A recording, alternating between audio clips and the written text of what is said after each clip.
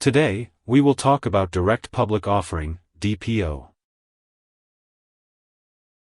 A direct public offering is a type of offering where a company offers its securities directly to the public to raise capital, eliminating intermediaries like investment banks and underwriters that are typical in initial public offerings, IPO. This substantially lowers the cost of capital of a DPO, making it attractive to small companies and companies with an established and loyal client base.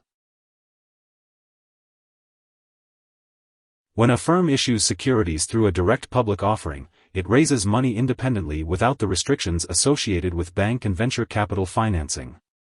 The issuer guides and tailors the terms of the offering, including the offering price, minimum investment, and the offering period. In some cases, it may employ the services of a commission broker to sell a portion of the shares.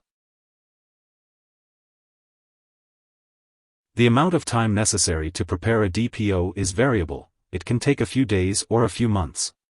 The issuing company initiates an offering memorandum, prepares and files compliance documents to the securities regulators under the blue sky laws of each state, and finally formally announces its offering after receiving regulatory approval. After receiving regulatory approval, the issuing company uses a tombstone ad to formally announce its offering, and opens up the securities for sale to accredited and non-accredited investors. The offering closes when all securities offered have been sold or when the closing date for the offering period has been reached. If the number of orders exceeds the maximum number of shares offered, the investors would be served on a first-come basis or have their shares prorated among all investors. Although an issuing company can raise funds from the company through a DPO, a trading exchange platform for its securities will still not be available. A DPO will not have such a trading platform but can opt to trade in the over-the-counter markets. One of the earliest notable DPOs was by Ben & Jerry's Ice Cream, where they needed approximately $750,000 for their ice cream business and raised the needed funds through a DPO. Spotify and Slack are other examples of companies that have successfully launched a direct public offering, bypassing the typical publicity and fundraising efforts involved in an IPO. Here are 4 key takeaways.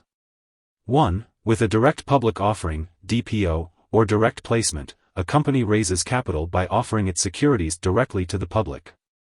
2. A DPO enables a company to eliminate the intermediaries that are normally part of such an offering and ultimately cut costs. 3. Raising money independently allows a firm to avoid the restrictions of bank and venture capital funding. The terms of the offering are solely established by the issuing company.